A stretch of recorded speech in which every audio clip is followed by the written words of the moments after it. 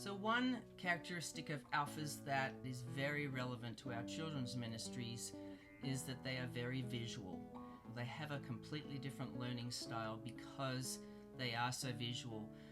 This has been facilitated by technology and the apps that they're involved with, all being visual. YouTube is the #1 favorite for Generation Alpha, and this visual world has changed how alphas expect to consume information.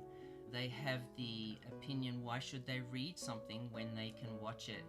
And imagine if we could reinvent our children's ministries to match alphas' needs.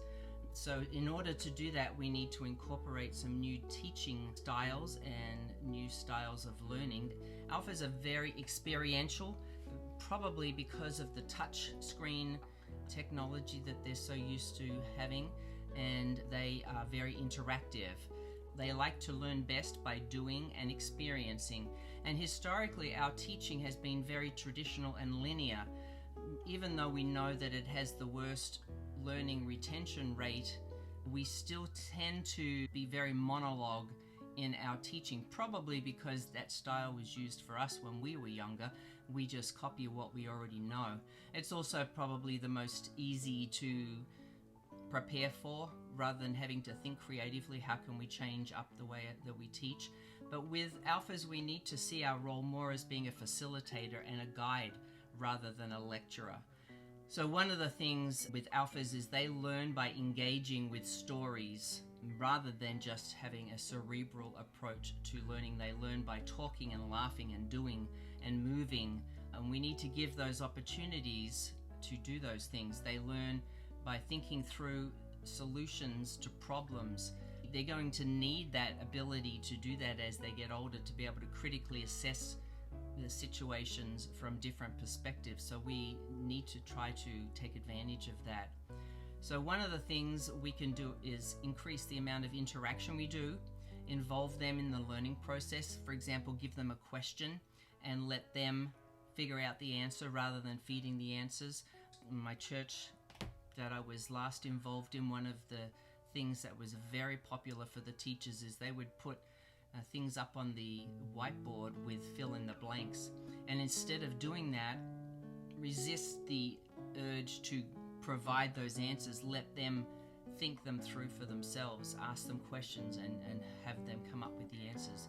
Use circles with the chairs rather than rows for discussion time, and create, especially with the older kids, for the 3rd through 5th graders, create learning pods where they're interacting with each other, and you could even rotate the leadership of those learning pods each week to a different child, appoint a different leader each week and let them lead the discussion. Another thing we could do is definitely prioritize stories. Jesus, of course, was the master storyteller, always using stories and integrating them with life. We can use stories from our lives personally or from the news, Bible stories, of course, stories of heroes of the faith, and then let them, don't just tell the story. That's, I think, where our mistake is. We leave it at that. But let them engage with that story and think through what maybe they would have done in a certain situation. Let them consider the meaning for themselves. Another thing is to use a variety of activities that activate the different learning styles: visual, auditory, kinesthetic with their hands. Use PowerPoints, slides up front so that they can see. Visual, again, always be adding visuals to them. Show a clip of a movie from something that's current and stop it at a certain point and then open up for discussion. Those kinds of things are going to allow their interaction. Fast moving images, that's what will grab their attention. Another thing we can do is to give them some control over what happens in the class. Give them a voice. Let them choose the songs or the games or even the activities that they like to do. Have them vote on what maybe they would like to learn, again, in the older classes. Throw out a number of different topics that you want to cover and let them choose which ones they want to do.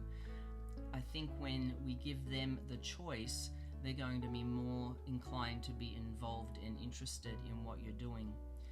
Variety for sure. Change it up. Use different activities. Play games that relate to the lesson, not just let's have fun now. Okay, the fun is finished. Now we're going to do some learning. Try to choose games that will have a purpose, not just for fun. Move the kids out of their chairs. One thing, allow for something crazy every now and again. Our son, he had a Sunday school teacher when he was probably 12 or 13 years of age. His teacher had so many different crazy ideas that he used.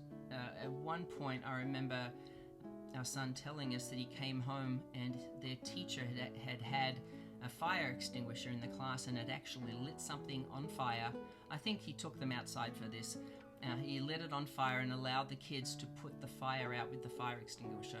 So I'm not necessarily advocating that you start fires in your Sunday school rooms, of course, but the point was the teacher did something different and our son loved it. One week the teacher would come and make something in the class, and the next week he would bring something for the boys to actually create in the class. He would often invite them over to his home for dinner, and then they would do something in the backyard. One time we had just had a snowfall and he tied together a bunch of pieces of wood and hooked it up to the back of his lawnmower and towed the boys around on his lawnmower across the snow.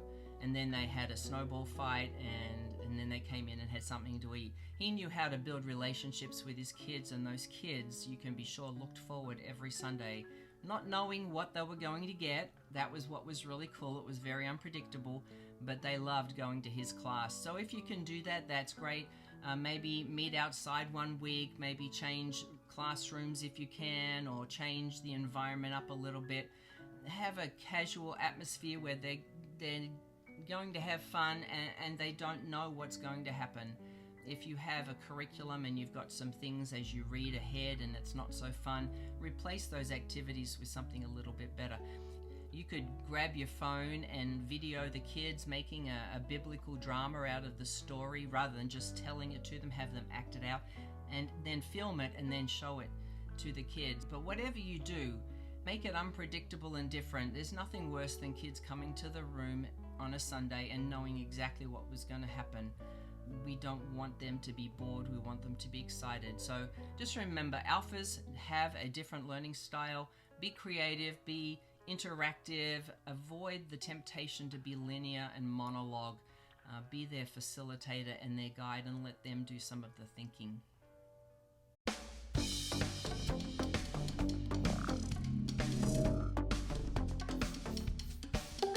Grace for Kids.